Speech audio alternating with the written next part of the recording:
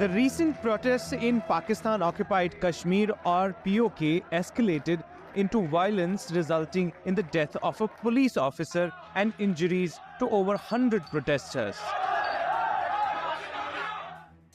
The violence erupted after approximately 70 members of the Joint Awami Action Committee, an organization of traders in the region, were arrested while they were protesting the rising costs of fuel, food, and utilities. They have three major demands that they say that need to be fulfilled. They need electricity to be provided to them at cheaper cost. At the same time, they wanted prices of floor to be provided to them on subsidized rate. And at the same time, they also would demanded the government to slash the privileges and perks that they provide to the government officials, the bureaucrats, and also the senior government officials currently in the ruling and also in the former setup. Because they said that all of this basically goes from the public sector, and the people of Kashmir are not provided with what their rightful requirements should be. That is why it's been an year that they have been trying to negotiate with the government. They came down to a conclusion, but yet the government did not fulfill its commitments. The traders took to the streets last Friday to protest against high electricity and food prices. They also demanded a reduction in privileges for government officials. Similar protests were held in August last year against high electricity bills. The Pakistani authorities have immediately responded to the demands. The Pakistani state has already made an allocation of 23 billion Pakistan rupees to provide them with subsidies on wet, and also they have scaled down the prices of electricity, cost of electricity.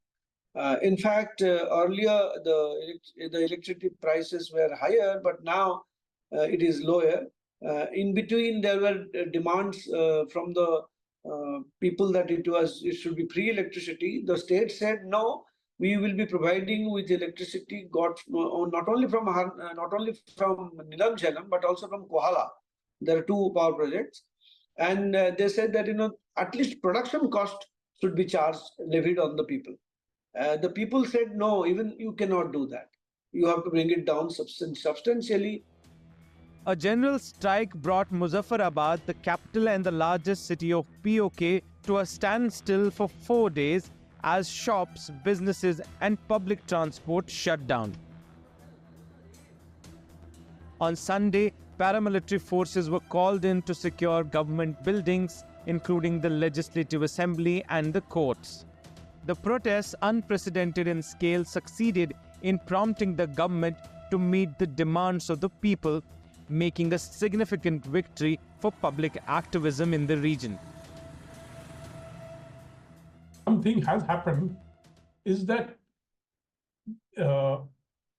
in some measure, some of the problems there have arisen because of the cutoff of trade between Azad Kashmir, so-called Azad Kashmir, and India.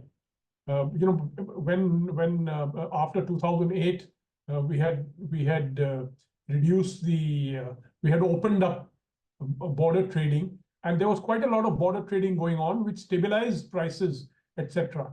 But then after Pulwama attack, then we had reduced the number of places where trade could take place.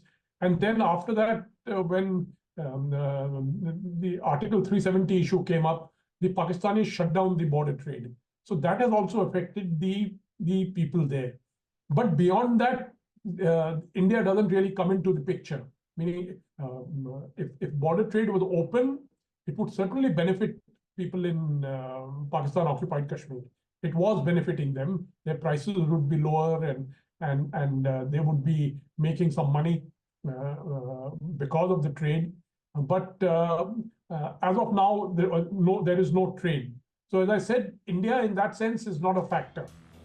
Pakistan's Prime Minister Shehbaz Sharif has approved $82.6 million package to provide subsidies on floor and electricity prices following the protests.